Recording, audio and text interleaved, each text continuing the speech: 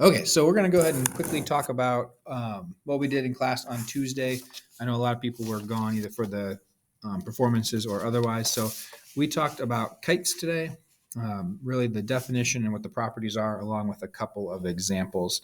So we're going to go ahead and talk about that right now. The first thing is really important is just what makes a kite a kite. So we've got a shape that kind of looks like a kite that you'd see flying in the sky.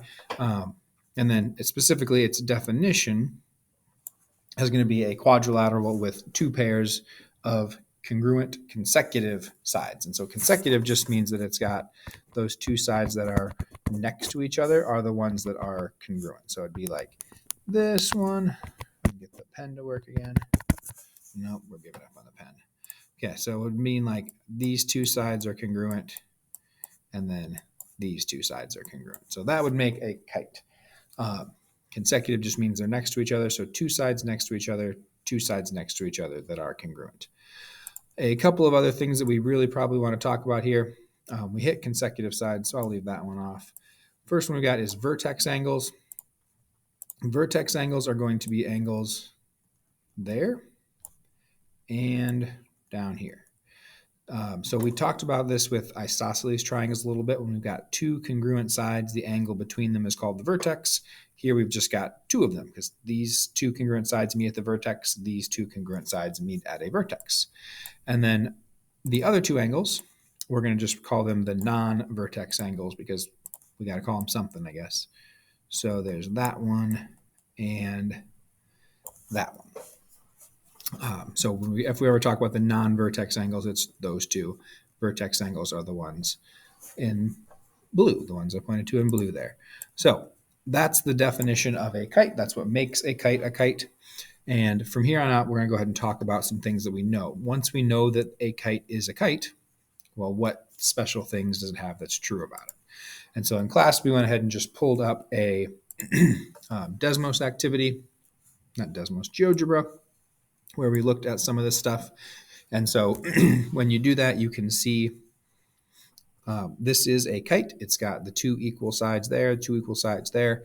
And we're going to look for a few other things that are true about this kite. So the first one we're going to look at is when we show these interior angles, that these two angles, no matter what I do to change this kite, these two angles stay the same as each other. And so what we've got there is this first property, that the non-vertex angles of a kite are congruent. So those two angles, they are always going to be congruent. The next thing we've got, if I turn that off and show the diagonals, what you can see here is the diagonals are not going to be equal. One's usually going to be longer than the other.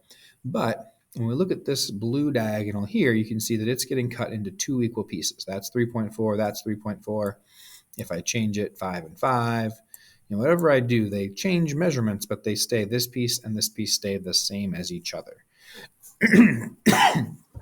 So wording this one is going to be a little tricky. The best way I've ever seen it worded is like this. It's not great. We'll talk about one other thing that you might want to look at in a little bit here. So we just say the vertex diagonal bisects the non-vertex diagonal. We've got this thing here called the vertex diagonal that goes from vertex to vertex. It bisects the other diagonal. In reality, you're going to look at a kite and you're going to kind of notice which one looks like it's getting cut in half. That's going to be the one that does, in fact, get cut in half, two equal pieces. Okay, next up, remember, you can pause the video while you write these down. Next up, let's take a look at the angles that those diagonals form. You'll see a lot of equal angles in here. So these two angles are equal. These two angles are equal. These two angles are equal. Those two angles are equal.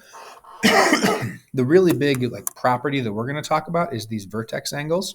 So angle C and angle A get exactly cut in half. They get bisected.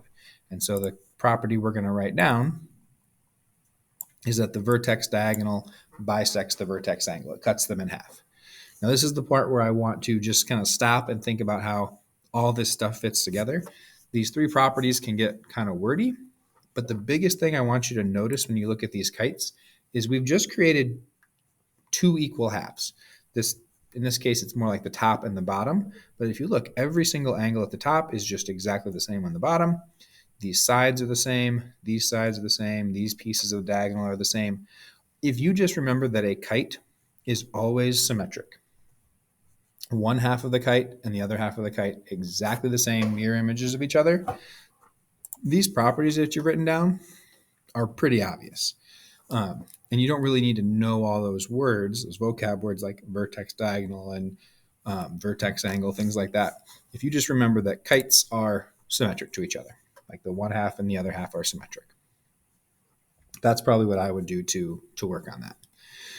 Now, the last thing we want to talk about here, actually, I should do this just to push that point home a little bit more. If I put this little triangle up here, and you can see if I just reflect it, it equals the exact same thing on the other side. I'm just reflecting that top triangle into that bottom triangle. So if I go ahead and put these back in, the last one I can check on and off is the angle where those two diagonals meet. It makes 90-degree angles. If one of those is 90, they're all 90. And the word we use there is perpendicular.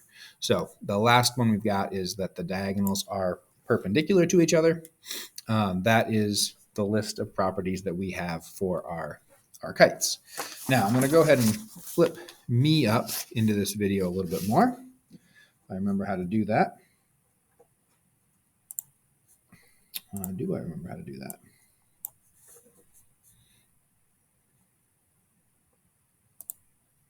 Nope, that didn't do it. Can I just make it really big? I guess I can just make it really big. Okay, so biggest thing here we've got, you're going to get one of these books of quadrilaterals. If you haven't gotten one already, you really need to get one from me. It is a flip book we're going to put together, and it's got all the different types of quadrilaterals in there, along with spots to write down the properties right here, and then also to put marks on a picture. So this one's trapezoids. We'll put marks on here, things that we know are true. On the very back of this one, you've got all of your kite stuff. And so here at on this side, you've got pictures, and then on this side, you've got the words. And so these are just the things that we just talked about. The consecutive sides are congruent. That's the definition. And so you can see in the picture, I went ahead and marked, those two sides are congruent. Those two sides are congruent. Then the first one we talked about, non-vertex angles are congruent. So I went ahead and just put arrows at them. So it's that angle there is congruent to that angle there. Vertex angles are bisected by the vertex diagonal. So you can see I went ahead and right there, marked those two angles equal and marked those two angles equal. Diagonals are perpendicular. So you can see I put a 90-degree symbol there, or you could just write 90 degrees.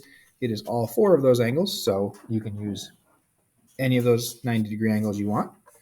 And then the last one here, vertex diagonal bisects the non-vertex diagonal. What that really means is of this diagonal that goes across this way, you've got two congruent pieces there and there. The biggest thing I would suggest on any of these things, that way, is this part right here. Just write down that kites are symmetric. If you've got the left side and the right side, or if it's turned outside, top and bottom, anything you see on one side is just going to be a mirror image on the other side. And you can use that for any kite at all. That's going to be probably your number one go-to thing to look for when you see a picture like this. Last thing I would make sure you've added to this picture or this booklet is right here at the top.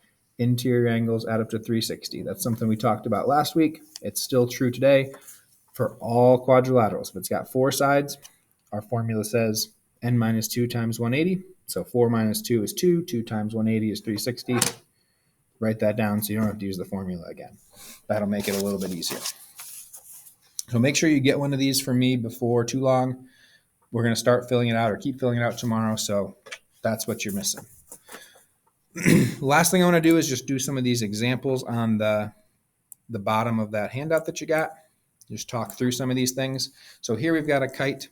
You can see it's got the markings on it, and we need to find some of these missing angles. So the first thing I would want to do here is just look at what are those properties on our packet. It's upside down. Which of those properties helps us out with this problem? And so what I'm seeing here, well, I've got this 146. Take a look at the other non-vertex angle. That one's got to be 146 as well. So I know y is 146. And then to find x, it is not going to be 47. Those are not going to be equal angles, but I do know the total. This thing has 4 sides. It has a total of 360 degrees. So I'll grab a calculator, 146, 146, 47. Just take away all those, type them in the calculator, figure out what's left over, and it says 21. So 21 is what x is going to be. So I can go ahead and find things like that. If you're using the total, 360. Next up, you've got this question. I left off the actual question, but it's asking you to find the perimeter. Perimeter just means to take the distance all the way around it. And so I've got 2 of the sides, but I'm missing the other 2. And this is where we've got to remember what a kite actually is. It's got 2 pairs of congruent sides. So those 2 are congruent. Those 2 are congruent. So if we use that here, if I've got 20, that's 20, 12, that's 12. And now I can find the perimeter by just adding them all up. So 20 plus 20 is 40, 52, 64. So add them all up, 64 centimeters if you really want to be particular. And then our last one here looks a little bit more complicated, but not too bad if we just go piece by piece. We've got to find x, y, z, and t. And again, how we're going to do this, we're going to look at mostly here. Easiest ones to find are going to be y and t. So if we look at our picture, you can see that in the middle here, we've got all 90-degree angles. Well, y, that means y is going to have to be 90 degrees. And I'll even go ahead and just put 90 degrees right there. Now, if I look here again, see that? I've got that side is equal to that side. Those 2 pieces of diagonal are equal. Well, if I've got 5 centimeters here, I've got to have 5 centimeters there. Now, for the rest of these, this is where we're going to go back and look at things that we talked about last chapter. We've got a kite here, but it's also being divided into a bunch of triangles that we can use. So if I were to just focus on just this triangle here, well, I've got 90 there, which means all of these are 90, 38, and what's left over? Well, I know those angles have to add up to 180 because it's a triangle. So I'll just go ahead and subtract, and I believe 52 is what's left over for x. And then if we're going to go down to find z, I might want to use this triangle. Now I know this one is 90. Now to find this one, I'm really just going to remember that this kite is symmetrical. The side over here on the right and the side over here on the left are the same. So if I see 75 here, well, it better be 75 over there. So now I can go back and say, okay, well, I need to take away the 90. I need to take away the 75. And what's left over is 15 degrees for z. So those are kind of the big things you're going to be doing. You might need to use the entire kite, adding up to 360, or you can always break it down into triangles, individual triangles, if you're trying to find like little pieces of angles. But a really good tying back into what we did last chapter. So if you were gone, make sure you get one of these quadrilateral books and fill out the back. I will leave you with a good screenshot that you can pause on and fill it out if you need to. There should be a handout. The main thing you would need from the handout is the back to be able to do the practice. The stuff we did in the front all ended up on the flip book, so there's really no need for you to fill out the front of it. But the back is the practice that you need to get to do to make sure you're ready for the quiz and the test. And then I will see you tomorrow to talk about trapezoids. So there's your good screenshot. There. Pause the video right there. You can see what you need to fill out, and you should be ready to go for tomorrow.